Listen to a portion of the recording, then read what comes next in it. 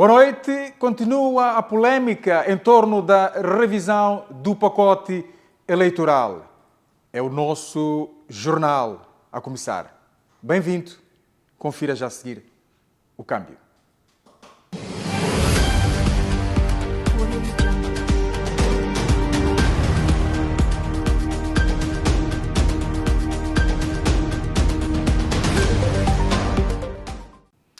É hora das notícias. Os juízes dizem que, em caso de contencioso nas próximas eleições, vão obedecer à Constituição da República e não à lei eleitoral aprovada na quinta-feira última. O presidente da Associação Moçambicana de Juízes, Esmeraldo Matavel, avisou que os seus pares vão tomar decisões de forma independente, porque, tal como a Assembleia da República, representam um órgão de soberania de Estado.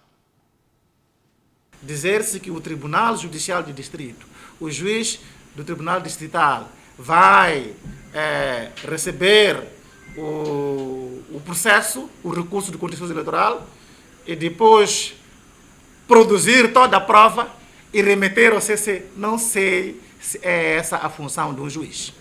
Eu não sei. E é preciso lembrar que nós estamos cá como a MJ a representar os juízes, mas na hora H o juiz é independente. Ele faz a apreciação dos fatos, interpreta e aplica a lei como considera mais adequado e, por isso, só podemos dizer que, face a essa revisão legislativa que ocorreu ontem, os juízes irão aplicar a lei.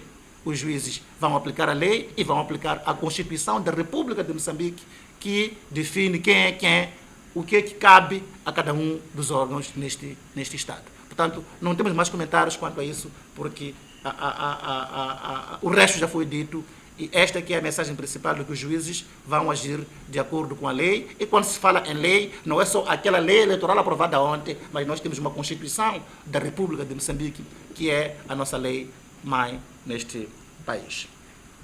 O consórcio eleitoral Mais Integridade diz ser inaceitável a retirada de competências relativas à recontagem dos votos aos tribunais distritais, decidida pelas bancadas parlamentares da Frelimo e da Renamo. Para este consórcio de organizações da sociedade civil, está em marcha uma coligação entre a Frelimo e a Renamo para perpetuar o bipartidarismo. O consórcio Mais Integridade veio esta segunda-feira somar a sua voz ao coro de críticas contra a aprovação à socapa das propostas de revisão da lei eleitoral, que, dentre outros aspectos, retira a competência relativa à recontagem dos votos aos tribunais distritais, reforçando o papel da Comissão Nacional de Eleições e do Conselho Constitucional. Era suposto, depois daquilo que aconteceu no ano passado, onde tivemos um comportamento lamentável por parte da CNE, um comportamento lamentável por parte do STAI, de uma forma, quando foi chamado a intervir o Conselho Constitucional, este também interviu de forma muito duvidosa. Era expectável que desta vez houvesse tentativa de mostrar maior transparência no processo de gestão eleitoral. Recorde-se, a decisão foi tomada ao cair do pano da última sessão ordinária do Parlamento desta legislatura, na última quinta-feira, pelas bancadas da Frelimo e Renamo. Mais caricato ainda é que o maior partido da oposição, a Renamo, que nas eleições autárquicas do ano passado reclamou o facto de ter havido fraude e também o facto de os tribunais, as decisões dos tribunais depois terem sido alteradas pelo Conselho Constitucional, também aprova esta medida, mostrando cada vez mais um perigoso casamento entre a Frelimo e a Renamo. Perante a manifesta fragilização do poder dos tribunais distritais para dirimir o contencioso eleitoral, o consórcio não tem dúvidas. A decisão representa um grave retrocesso e uma ameaça clara ao Estado do Direito Democrático. Esta posição da Assembleia da República é uma posição, foi uma posição errada, uma posição que não contribui para a transparência do processo eleitoral, e é uma posição que julgamos que não faz sentido nenhum, principalmente depois dos espetáculos tristes que vimos nas eleições autárquicas do ano passado. A revisão aprovada pelas duas bancadas maioritárias no Parlamento segue para promulgação pelo Presidente da República, havendo esperança de que a mesma poderá ser devolvida pelo chefe de Estado para reexame por atentar contra a soberania dos tribunais. A procissão ainda vai no adro. Ser engenheiro parece ser uma profissão apetecível em Moçambique. Muitos cidadãos têm estado a usar de meios fraudulentos para ser titulares de falsas qualificações académicas. É o que sucedeu com 7 falsários recentemente desmascarados pela Ordem dos Engenheiros de Moçambique, fruto da introdução de uma plataforma digital que facilita saber quem de facto reúne requisitos para exercer a profissão no país. Através deste comunicado, datado de 1 de agosto, a Ordem dos Engenheiros de Moçambique deu a conhecer que 5 membros da agremiação tiveram as suas inscrições anuladas e as carteiras profissionais canceladas em virtude de serem titulares de falsas qualificações académicas. Nesta entrevista coletiva para a MBC TV, de que participaram o bastonário e a secretária-geral, a Ordem explicou que, na verdade, foram descobertos um total de 7 casos de falsificação de certificados de habilitações. Desde o início deste ano, que a Ordem dos Engenheiros está a usar um sistema completamente digital de admissão de membros. Nós temos um primeiro passo, que é a análise dos documentos que nós recebemos, e acreditávamos na veracidade desses documentos que recebíamos e íamos processando, enquanto questionávamos a veracidade de algumas instituições de ensino superior, das quais nós não temos o registro dos finalistas. Foi neste processo de verificação que as instituições de ensino superior nos disseram que aqueles certificados não eram verdadeiros. Então, é neste âmbito que nós pedimos a estes senhores para nos devolverem as cédulas. 2 deles devolveram a cédula e estes 5 não se manifestaram. Então, foi por isso que nós publicamos um anúncio para alertar as várias entidades, de uma maneira geral e particularmente nas entidades onde eles prestaram ou prestam serviços, de que eles não são membros da Ordem porque entregaram a Ordem de certificados de conclusão de cursos que as instituições de ensino superior disseram que não eram verdadeiros. Onde será que os falsos engenheiros adquiriram certificados? Uma questão que ficou sem resposta da Ordem.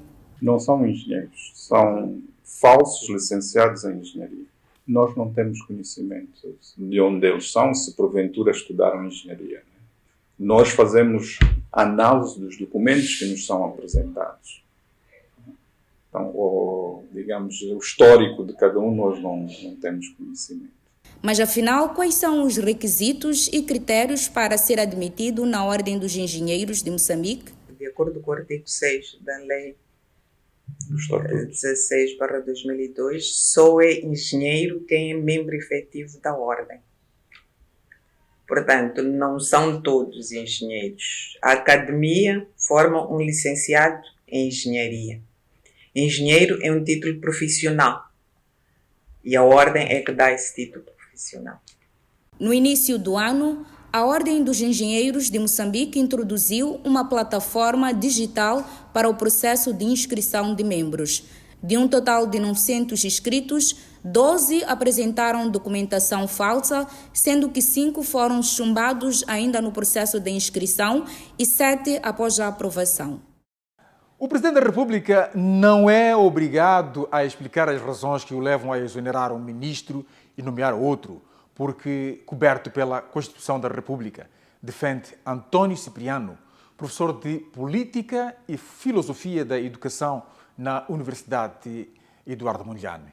Já o professor de Sociologia na Universidade Unizambeze, Pedrito Cambrão, entende que, ao não explicar, o chefe de Estado abre espaço para especulação, o que contribui para o desgaste da imagem do governo, cujo mandato prestes a findar tem sido coberto ou marcado por diversos escândalos, o mais mediático dos quais tem que ver com a polémica em torno da implementação da TSU. Muito tem sido dito sobre a exoneração de Max Tonela na quinta-feira, 9 de agosto. O que não se sabe ao certo são as razões que ditaram a sua saída, abrindo-se desde logo espaço para cogitações que ganham mais eco face aos casos mal parados que o governo tem com diversas classes profissionais derivados da TSU. O sociólogo e professor universitário Pedrito Cambrão diz que faz sentido a sociedade tecer esses comentários, ainda para mais quando se está a sensivelmente 6 meses do fim do mandato. Nós vivemos uma situação atípica em Moçambique. É uma insatisfação total e completa dos funcionários públicos, é uma insatisfação até dos magistrados, algo sui generis, nunca se viu coisa igual, é algo inédito.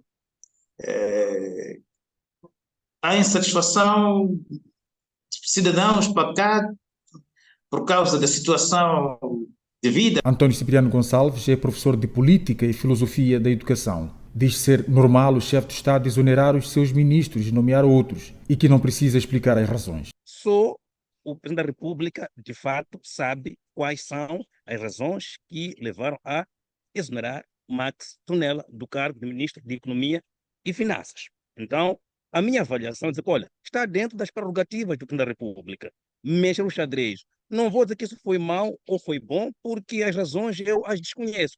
Entretanto, para Pedrito Cambrão, a indicação de Adriano Maleani, considerado mentor da TSU, até foi estratégica, mas duvida que o também primeiro-ministro tenha a varinha mágica para resolver o problema. A ida de Maleani ao Ministério das Finanças seja uma maneira de dizer, olha, os vossos problemas serão resolvidos, porque o Maleani é quem conhece muito bem a casa, é quem começou com o dossiê, e como eu dizia, uma velha raposa, os vossos problemas serão resolvidos. Também por ser uma solução psicológica, as pessoas vão criar uma certa expectativa, mas como bem dizias, só faltam 6 meses. Será que em 6 meses Maleani vai arrumar a casa? Já em relação à indicação de Adriano Maleani, Cipriano disse que o Presidente da República assim o fez por se tratar de um quadro de reconhecida competência. O Presidente da República conhece as competências do Adriano Maleani, ele sabe quais são os seus objetivos. Provavelmente, há poucos meses do fim do mandato, talvez não ficasse bem colocar um ministro para ficar 3 meses. Também isso pode ser que o Presidente da República, tendo feito essa movimentação, achou por bem pegar o Adriano Maleani, que conhece a casa, já foi ministro de Economia e Finanças no primeiro mandato, conhece muito bem a casa, e há 3 meses do fim do mandato, do fim do ciclo de governação, aliás, talvez fosse melhor colocar alguém que já conhece a casa do que nomear um ministro, porque ninguém tem a certeza da continuidade, não há ministro de transição. Digo, olha, vais ficar 3 meses de transição e vais passar para o novo governo. Max Tonela tinha assumido a pasta da Economia e Finanças em 2022, numa troca com Adriano Maleani, que passara a assumir a pasta de primeiro-ministro.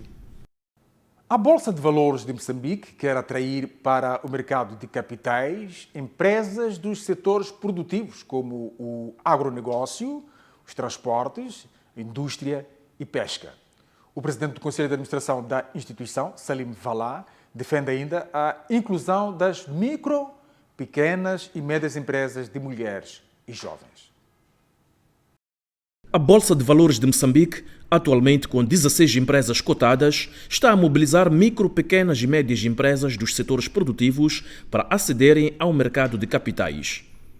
O presidente do Conselho de Administração da BVM, Salim Valá, defende que Moçambique deve seguir o caminho das economias mais organizadas, onde o setor industrial, por exemplo, domina as bolsas. Queremos atrair para a Bolsa pequenas e médias empresas de mulheres. Das 16 empresas que eu referi aqui, nenhuma é liderada por mulheres. Queremos pequenas e médias empresas de jovens. Empresas ligadas ao agronegócio. Não temos nenhuma empresa ligada ao agronegócio. Empresas ligadas à pesca, aos transportes, ao turismo, à indústria transformadora. Referiu aqui a intervenção do Sr. Ministro no início e o Sr. Ministro de Transportes e Comunicações. A estratégia para o desenvolvimento de Moçambique passa pela industrialização. Noutros países, as indústrias dominam as bolsas. Aqui, não temos muitas indústrias a fazer parte da Bolsa. De acordo com dados do Ministério da Indústria e Comércio, do universo de empresas que operam no país, 98% são micro, pequenas e médias. Salim Valá falava na segunda Conferência Nacional das Micro, Pequenas e Médias Empresas, onde foi um dos oradores principais. E mais uma polêmica. Todos os funcionários e agentes do Estado com 60 e 65 anos de idade vão à reforma compulsiva. A ordem é do Ministério da Economia e Finanças. De acordo com o jornal O País, na sua edição desta segunda-feira, o Ministério da Economia e Finanças ordena a aposentação compulsiva de funcionários que já atingiram entre 60 e 65 anos de idade.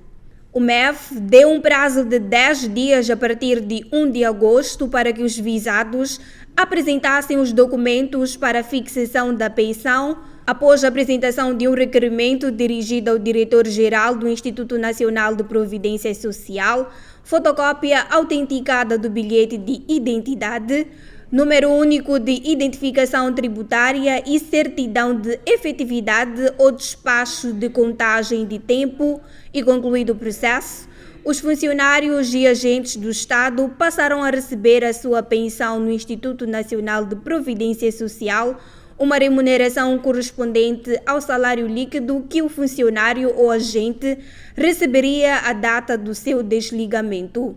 O Pelouro da Economia e Finanças avisa que a falta da entrega destes documentos poderá culminar com a suspensão do subsídio do pessoal desligado, aguardando a aposentação.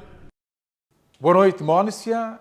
Como será que o tempo se vai comportar nas próximas 24 horas? Boa noite, Isaac, Nayane. Vamos conferir a previsão do estado do tempo para as próximas 24 horas.